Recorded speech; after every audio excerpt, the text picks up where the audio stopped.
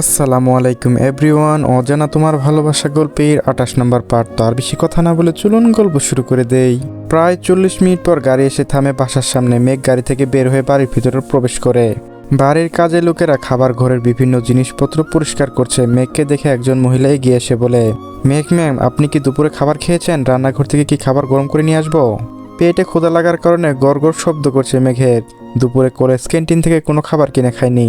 নুহা অবশ্য মেঘকে অনেকবার জোর করেছিল খাবার খেতে যাওয়ার জন্য, কিন্তু মেঘ যায়নি। খাবার খাওয়ার ক্ষুধা বা ইচ্ছা ছিল না তখন তার, কিন্তু এখন তার ভীষণ ক্ষুধা লাগছে। মেঘ বলে, তুমি খাবার গরম করে টেবিলে রাখো, আমি রুম থেকে ফ্রেশ হয়ে আসছি। কাজের লোক মেঘের জন্য খাবার গরম করতে রান্নাঘরে যাওয়ার উদ্দেশ্য পা বাড়ায়। তখন মেঘের মনে পড়ে আদ্রিয়ানের কথা। ফোনের মেসেজ করে বলেছিল যে জরুরি প্রয়োজন হাসপাতালে যাবে সে। এখনও কি বাড়ি ফিরে আসেনি? মেঘ বলে, আদ্রিয়ান স্যার কি হাসপাতাল থেকে এখনো বাড়ি ফিরে আসেনি? মেঘের কথার উত্তরে কাজের মহিলা বলে, আদ্রিয়ান স্যার তো দুপুরে আগে বাড়ি ফিরে এসেছে, কিন্তু দুপুরে খাবার খেতে নিচে আসেনি। তাই আমি ডাক দিতে গিয়েছিলাম। দরজায় অনেক সময় কড়া নাড়ার শব্দ হলেও উনি বললেন যে উনার শরীর অসুস্থ, যার জন্য দুপুরে খাবার খাবেন না। কাজের লোকের কথা শুনে মেঘ অবাক হয়। আদ্রিয়ান দুপুরে আগে বাড়ি ফিরে এসেছে মানে? তবে কি সে হাসপাতালে যায়নি? হয়তো শরীর অসুস্থ বোধ করছিল, তার জন্য হাসপাতালে যেতে পারেনি। মেঘের এখন আদ্রিয়ানকে ডিস্টার্ব করা উচিত হবে না, উনি বরং নিজের রুমে রেস্ট নিতে থাকুক। সিঁড়ি দিয়ে উপরে উঠে যায় মেঘ। নিজের রুমে গিয়ে কাঁধে থাকা ব্যাগ টেবিলে রাখে, এরপর ওয়াশরুমে গিয়ে ফ্রেশ হয়ে আসে। কিছুক্ষণ বিশ্রাম নিয়ে দুপুরে খাবার খেতে নিচে চলে যায়। কাজের মহিলা টেবিলে খাবার সাজিয়ে রেখে দিয়েছিল। মেঘ খাবার খাওয়া শেষ করে আবার রুমে ফিরে আসে। শরীর বেশ টায়ার্ড থাকার বিছানায় শুয়ে ঘুমিয়ে পড়ে। রাত প্রায় 9টা। মেঘ তার রুমে বসে টেবিলের উপর বই রেখে পড়াশোনা করছিল। তখন হঠাৎ তার ফোন ফারহানা বেগমের কল আসে। হঠাৎ ফারহানা বেগম কল করেছে কেন? মেঘ অবাক হয়ে ফোন রিসিভ করে। ফোনের অপর পাশ থেকে ফারহানা বেগম চিন্তিত কণ্ঠে বলে, মেঘ তুমি কোথায়? এখনই একবার আদ্রিয়ানের রুমে যাও। মেঘ তুমি কোথায়? এখনই একবার আদ্রিয়ানের রুমে যাও। ওর শরীর ভীষণ অসুস্থ, শরীরে জ্বরে পড়ে যাচ্ছে, রীতিমতো শরীর কাঁপছে। ফারহানা বেগমের উদ্বেগ আর চিন্তার মিশ্রিত কণ্ঠ শুনে মেঘ বুঝতে পারে হয়তো আদ্রিয়ান সত্যি খুব অসুস্থ। জ্বরের জন্য হয়তো আজ হাসপাতালে যায়নি, কলেজ থেকে ছুটি নিয়ে চলে এসেছে। কিন্তু মেঘের এখন কি করা উচিত? মেঘ কি একবার গিয়ে দেখবে আদ্রিয়ানের শরীরের অবস্থা এখন কেমন? কিন্তু মেঘের মন কেন আদ্রিয়ানের অসুস্থতার কথা এত বিচলিত হচ্ছে? আদ্রিয়ান অসুস্থ হলে মেঘ কেন তার সেবা করবে? সেবা করার জন্য তো জিয়া আছে। 1 মাস পর যখন জিয়াকে বিয়ে করবে, তবে এখন থেকে আদ্রিয়ানকে সেবা করে সুস্থ করার দায়িত্ব জিয়ার। মনের বিচলতা আর অস্থিরতাকে মেঘ প্রাধান্য না দিয়ে জেদ ধরে টেবিলে বসে থাকলো। কিন্তু তার মন সহ সারা শরীর ছটফট করছে আদ্রিয়ানকে একবার দেখতে যাওয়ার জন্য। মেঘ পড়াশোনায় মনোযোগ দিতে পারছে না। বইয়ের মধ্যে মুখ গুজে বসে থাকলেও পড়া তার কণ্ঠ দিয়ে উচ্চারিত হচ্ছে না। টেবিলে বসে থাকা অবস্থায় মেঘের ফোন কারান। আবিহা সহ ফারহানা বেগমের শতখানিক কল আসে। মেঘ সব অপেক্ষা করে তার জেদ আর আত্মসম্মানকে প্রাধান্য দেয়। হঠাৎ করে যখন শব্দ করে মেঘের ফোনে আবার কল আসে, তখন মেঘ বিরক্ত হয়ে ফোনের স্ক্রিনে তাকায়। ফোনের স্ক্রিনে মিরাজ চৌধুরী নাম ভেসে ওঠে। মিরাজ সাহেব মানে কারণের বাবা, তাকে ফোন করেছে। মেঘ দ্রুত তার হাত বাড়িয়ে ফোন রিসিভ করে বলে, আসসালামু আলাইকুম মিরাজ আঙ্কেল। মিরাজ সাহেব দ্রুত সালামের উত্তর দিয়ে বলে, ওয়ালাইকুম আসসালাম। মেঘ তুমি কি আদ্রিয়ানের রুমে গিয়েছ? এখন কেমন আছে আদ্রিয়ান? ওর জ্বরের তীব্রতা কি কমেছে? আমি কি ড্রাইভারকে ফোন করে বলবো বাসায় ভিতরে এসে আদ্রিয়ানকে হাসপাতালে নিয়ে যেতে? মিরাজ সাহেবের কণ্ঠে হাসপাতালে এডমিট করার কথা শুনে মেঘ চেয়ার থেকে উঠে দাঁড়িয়ে পড়ে। মেঘ টেবিলে থাকা বই বন্ধ করে ফোনের উপর পাশে থাকা মিরাজ সাহেবকে বলে, আঙ্কেল আপনি টেনশন করবেন না, আমি এখনই আদ্রিয়ান স্যারের কাছে যাচ্ছি। মেঘ টেবিলের উপর ফোন রেখে দ্রুত পায়ে হেঁটে রুম থেকে বের হয়ে যায়। এরপর দৌড়ে আদ্রিয়ানের রুমে ছুটে যায়। আদ্রিয়ানের রুমের দরজার কাছে পৌঁছে দরজায় কড়া নাড়ে। সৌভাগ্যবশত দরজায় নক করা ছিল না, যার জন্য দরজা খুলে যায়। মেঘ রুমের ভিতরে প্রবেশ করে। ঘুটঘুটে অন্ধকার রুমে বিছানায় চাদর মুড়ি দিয়ে শুয়ে আছে আদ্রিয়ান। মেঘ দরজার পাশে থাকা সুইচের চাপ দিয়ে লাইট জ্বালায়। এরপর বিছানার কাছে এগিয়ে যায়। বালিশে মাথা রেখে কাত হয়ে শুয়ে আছে আদ্রিয়ান। মেঘ বিছানায় এক কোণায় বসে এরপর ধীরে ধীরে আদ্রিয়ানের শরীরের উপর অংশ থেকে চাদর সরায়। জানালা দিয়ে আসা ঠান্ডা বাতাস আর জোরে তীব্রতা আদ্রিয়ানের শরীর রীতিমতো কাঁপছে। তার হাত নিয়ে রাখে আদ্রিয়ানের কপালে। কপাল স্পর্শ করার সাথে সাথে মেঘ ভয়ে তার হাত সরিয়ে নেয়। মেঘ মাথায় হাত দিয়ে বসে পড়ে, কারণ আদ্রিয়ানের শরীরে শুধু জ্বর আসেনি, বরং জোরে গা পুড়ে যাচ্ছে তার। ফারহানা বেগম আর মিরাজ সাহেবকে চিন্তার কারণ এখন সে বুঝতে পারছে। মেঘ তার হাত দিয়ে আবারও আদ্রিয়ানের হাত পা গলা স্পর্শ করে। শরীর আগুনের মতো গরম হয়ে গেছে। আদ্রিয়ানের শরীরে এখন যা জ্বর রয়েছে তাকে সত্যি হাসপাতালে এডমিট করা উচিত। কিন্তু এত রাতে হাসপাতালে নিয়ে কি করে যাবে? ড্রাইভার নিশ্চয়ই বাড়ি চলে গেছে। মেঘ এখন কি করবে? জ্বরের তীব্র বেড়ে যদি খিঁচুনি শুরু হয়ে যায় তখন? হঠাৎ করে আদ্রিয়ানের শরীরে এত জ্বর কি করে আসলো? নিশ্চয়ই 3 দিন আগে বৃষ্টিতে ভিজার কারণে এমন হয়েছে। মেঘ শান্ত হয়, ভয় পেলেও চলবে না। মেঘ একটা দীর্ঘশ্বাস ছাড়ে। টেবিলে থাকা কয়েক পাতা ওষুধের দিকে তার চোখ যায়। মেঘ দ্রুত ওষুধ হাতে নিয়ে দেখতে থাকে। এই ওষুধের পাওয়ার একদম কম, সাধারণ নাপার মতো। এমন তীব্র জ্বরে এই ওষুধ খেলে কোনো লাভ হবে না। আদ্রিয়ানের জন্য দরকার এখন অ্যান্টিবায়োটিক ওষুধ। মেঘ টেবিলে আলমারি সহ সারা রুম খোঁজার পর আর কোনো ওষুধ পায়নি। কাজের লোকদের দিয়ে ফার্মেসি থেকে ওষুধ কিনে নিয়ে আসতে হবে। মেঘ পাশে থাকা এক খাতার থেকে কাগজের কিছু অংশ ছিঁড়ে কলম দিয়ে সেখানে কিছু পরিচিত আর অপ্রয়োজনীয় ওষুধ নাম লিখে এরপর দ্রুত ছুটে যায় নিচে। সিঁড়ি দিয়ে নিচে নেমে কাজের লোকদের রুমে যায়। রাত প্রায় 10টা বাজে। কাজের লোকেরা সবাই দরজা লাগিয়ে হয়তো ঘুমিয়ে পড়েছে। অনবরত দরজায় কড়া নাড়ছে শুরু করে। কাজের লোক কিছু সময় পর দরজা খুলে বের হয়। এত রাতে মেঘকে তার দরজার কাছে দাঁড়িয়ে থাকতে দেখে অবাক হয়। মেঘ বলে, আদ্রিয়ান স্যারের শরীরে প্রচুর জ্বর উঠেছে। তুমি দারোয়ান বা ড্রাইভারকে দিয়ে ওষুধগুলো নিয়ে আসার ব্যবস্থা করো, দ্রুত যাও। Okay ma'am. মেঘ দ্রুত পায় আবার সিঁড়ি দিয়ে উপরে উঠে যায়। শরীরে থেকে জ্বর কমাতে হলে শরীরে ঠান্ডা পানি দিয়ে মুছিয়ে দিতে হবে। মেঘ ওয়াশরুম থেকে বালতি করে পানি নিয়ে আসে। এরপর বালতিটা বিছানার কাছে রাখে।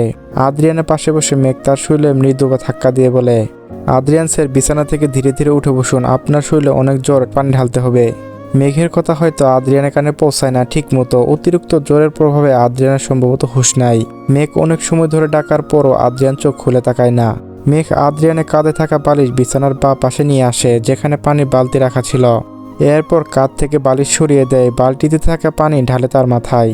পানির বিন্দু বিন্দু কণা যখন আদ্রিয়ানের মাথায় বের গড়িয়ে পড়ে হয়তো তখন তার হুঁশ ফিরে আসে। তার পিট পিট করে চোখ খুলে সামনের দিকে তাকায় আদ্রিয়ান। জোরে তার চোখ মুখ লাল বর্ণ ধারণ করেছে। আদ্রিয়ান দেখে মেঘ তার মাথার কাছে বসে পানি ঢালছে।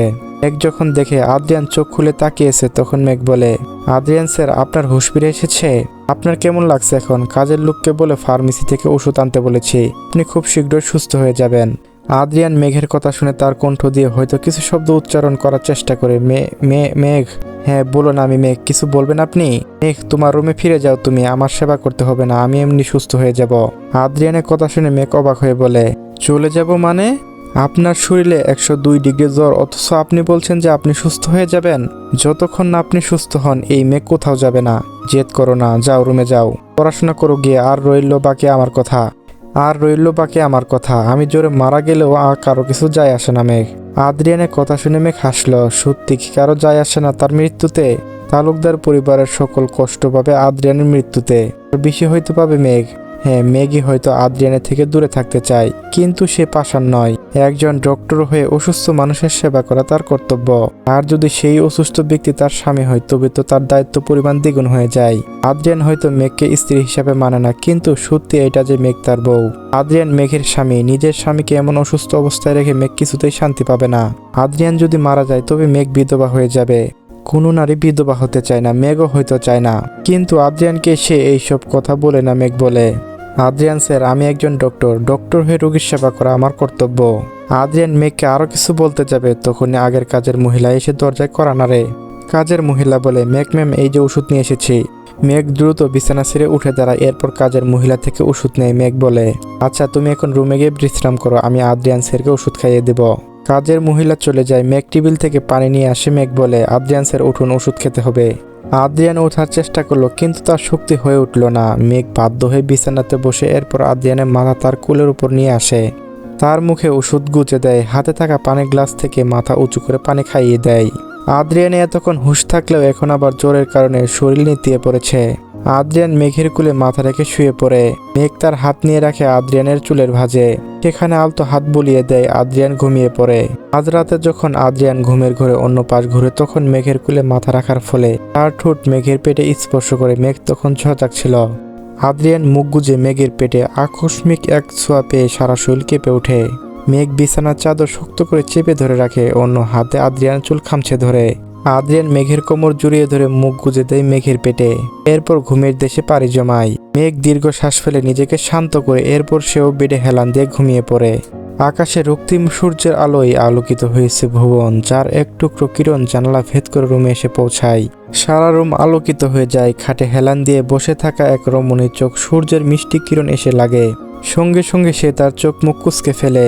তবে সময় অতিবাহিত হওয়ার সাথে সাথে যখন সূর্যের আলোর তীব্রতা বাড়তে থাকে তখন আর চোখ বন্ধ করে থাকতে পারে না।